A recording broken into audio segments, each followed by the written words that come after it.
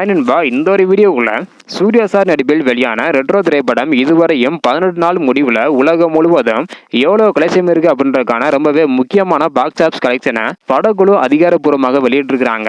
So இதை பார்த்தீங்கன்னா பலரும் பொய்யான பாக்ஸ் ஆஃபீஸ் கலெக்ஷன் அப்படின்னு சொல்லிட்டு வராங்க. ஸோ இதுவரையும் உலகம் முழுவதும் ரெட்ரோ திரைப்படம் எவ்வளோ கலெக்ஷன் இருக்கு அப்படின்றதையும், அது மட்டும் இல்லாமல் இந்த ஒரு பாக்ஸ் ஆஃபீஸ் கலெக்ஷன் உண்மையா இல்லையா அப்படின்றதையும் இந்த ஒரு வீடியோவில் டீட்டெயில் பார்க்க போகிறோம். அதுக்கு முன்னாடி நீங்க யார் ஃபேன் அப்படின்றத மறக்காம கமெண்ட் பண்ணுங்க.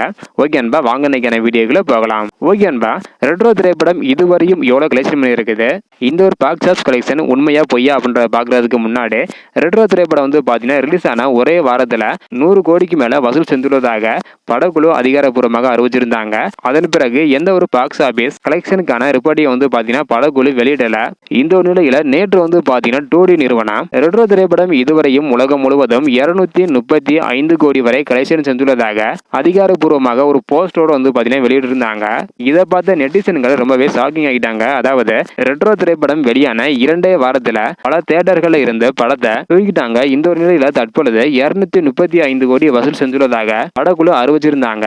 இதை பார்த்த பலரும் குழப்பத்தில் இருக்கும் நிலையில தற்பொழுது பாத்தீங்கன்னா இந்த ஒரு பாக்ஸ் ஆபீஸ் கலெக்ஷன் உண்மைதான் அப்படின்றதுக்கான ஒரு தகவல் பாத்தீங்கன்னா வெளியே இருக்குது. அதன்படி ரெட்ரோ திரைப்படத்தோட திரையரங்க வசூல், ஓடிடி உரிமம், சாட்டலைட் உரிமம், ஆடியோ உரிமம் என அனைத்தையும் சேர்த்து தான் 235 கோடி வசூல் செஞ்சிருக்குதான். ஆனா படக்குழு அதை குறிப்பிடாம மொட்டையாக பாத்தீங்கன்னா 235 கோடி அப்படின்னு சொல்லியிருக்கிறாங்க. இதனால பலரும் குழப்பத்துல இருக்கிறாங்க. ரெட்ரோ திரைப்படம் தியேட்டர்கள்ல மட்டும் 110 கோடி வரை தான் கலெக்ஷன் பண்ணியிருக்குதான். பிசினஸ் எல்லாத்தையும் சேர்த்து மட்டும்தான் 235 கோடி வரை கலெக்ஷன் பண்ணியிருக்குது. ஸோ இதை பத்தி உங்களோட கருத்து என்ன அப்படின்றத மறக்காம கமெண்ட் பண்ணுங்க. தேங்க்யூ.